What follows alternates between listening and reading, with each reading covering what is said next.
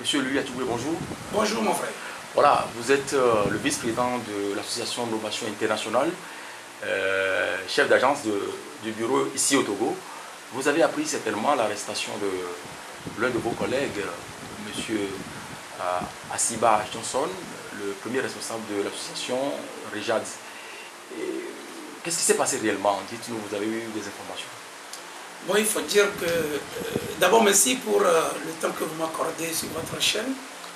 Il faut dire que mon collègue Asiba Johnson a été interpellé hier dans des conditions un peu brusques, hein, je dirais.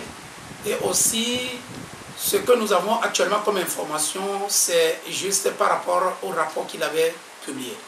Nous avions envoyé de nos éléments sur le terrain hier. Et encore ce matin, ils sont encore sur place pour pouvoir collecter les informations nécessaires pour que nous puissions voir dans quelles conditions intervenir dans cette affaire. Et donc, n'ayant pas encore regroupé les éléments nécessaires, nous ne saurons pas dire concrètement le pourquoi il a été interpellé de façon précise. Voilà, vous venez de dire qu'il a été arrêté de façon vraiment brusque selon vos thèmes. Nous avons appris également qu'il a été arrêté, ou du moins enlevé au niveau du quartier d'Idjolé avec des éléments du service de renseignement qui lui sont complètement cagoulés. Comment peut-on expliquer ça? Non mais écoutez, moi je pense que c'est au regard de ces éléments que nous avions recueillis qui fait que je dis qu'il a été arrêté de façon précise. Parce que, vous savez, Asiba Johnson est un collègue que je connais, ça fait longtemps. Nous sommes tous, son organisation et la mienne, sont tous membres fondateurs donc, du collectif des associations contre l'impunité au Togo. Et depuis ce jour-là, je sais que c'est un défenseur des droits de l'homme engagé. Je ne saurais comprendre qu'on puisse l'arrêter dans ces conditions-là, dans la mesure où c'est un défenseur des droits de l'homme. Si on lui adressait simplement une convocation, il aurait pu répondre à cette convocation. Il ne saurait pas aller contre notre tradition que nous disons respect des droits de l'homme. C'est une tradition. Vous savez, quand on parle de tradition, c'est tradition et nous sommes africains après tout. Ça va être difficile que Asiba Johnson puisse délibérément ne pas respecter ces conditions-là. Une convocation, c'est la meilleure des choses pour convoquer quelqu'un et pour que la personne puisse s'expliquer. Maintenant, il a été enlevé selon les conditions dans lesquelles l'interpellation a eu lieu. Parce qu'au regard des informations regroupées à notre niveau, nous avions appris que notre collègue a été enlevé par des éléments camboulés, non identifiés et amené dans un lieu inconnu. Ce n'est qu'après, ou ce n'est que par la suite que nous avions appris qu'il était au SRI. C'est vraiment dégueulasse. Pour un pays qui se veut état de droit, c'est vraiment difficile qu'on puisse parler de notre pays à ce 21e siècle. Moi, je suis écœuré parce que je peux être aussi demain enlevé de cette même manière-là. Voilà, le rapport incriminé en question, est-ce que vous avez eu à le lire? Que dit le rapport en réalité?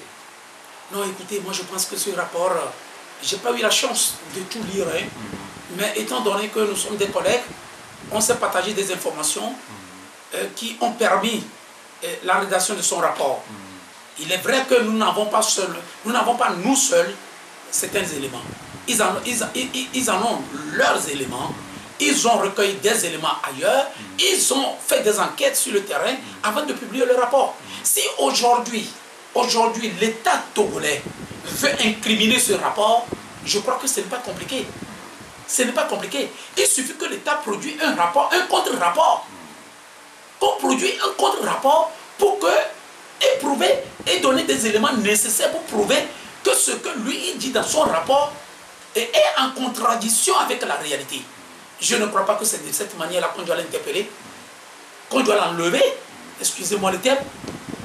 Et aujourd'hui, on ne sait même pas quel sort lui est réservé et quels sont les traitements qu'il subit actuellement, connaissant notre pays. Voilà, c'était estime qu'il fallait mettre sur pied une enquête ou une commission d'enquête internationale pour élucider tout ce qui a été dit dans ce rapport. On parle de plus de 100 morts, on parle de charnières, on parle de torture. Est-ce que vous pensez qu'en réalité, quand on tient compte de ces éléments-là dans les dernières périodes, le régime est complètement blanchi? Non mais écoutez, moi je pense qu'au jour d'aujourd'hui, on ne saurait pas dire que le régime est blanchi. excusez-moi, on ne saurait dire que le régime est blanchi. Au regard de tout ce qui s'est passé. Parce qu'aujourd'hui, il y a encore des gens qui annoncent qu'ils ont des parents disparus jusqu'à ce jour.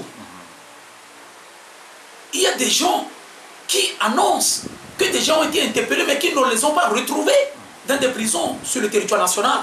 Des gens qui sont arrêtés à Lomé qu'on retrouve à Akara. Des gens qui sont arrêtés à Skodé qu'on retrouve à Akara. Oh, à Skodé, on a eu une prison. Mais écoutez, franchement parlant, on ne saurait dire que le régime est blanchi.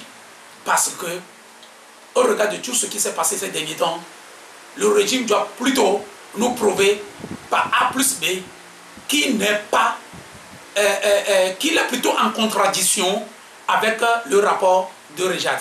C'est ce que moi je saurais dire. Voilà, vous au niveau des organisations de défense des droits de l'homme, que comptez-vous faire? Non, mais écoutez, nous, au niveau des organisations des droits de l'homme, comme vous le savez, nous n'avons pas d'armes. Nous n'avons rien de spécial.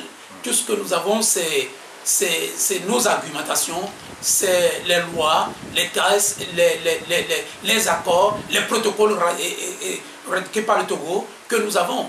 Nous allons les utiliser pour voir ce que ça va donner.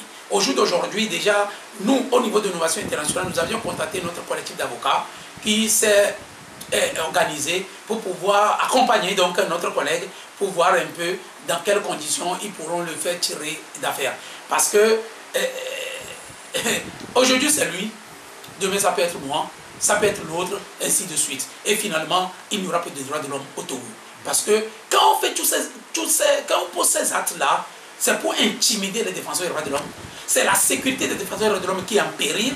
Et c'est aussi les droits de l'homme qui aussi sont en péril dans la mesure où, à un moment donné, les gens diront, mais si je le fais, je n'ai rien à gagner. Et que finalement, on doit m'arrêter. Mais qu'est-ce que je dois faire? Mieux vaut pour moi de fermer ma bouche. C'est ce qu'ils veulent.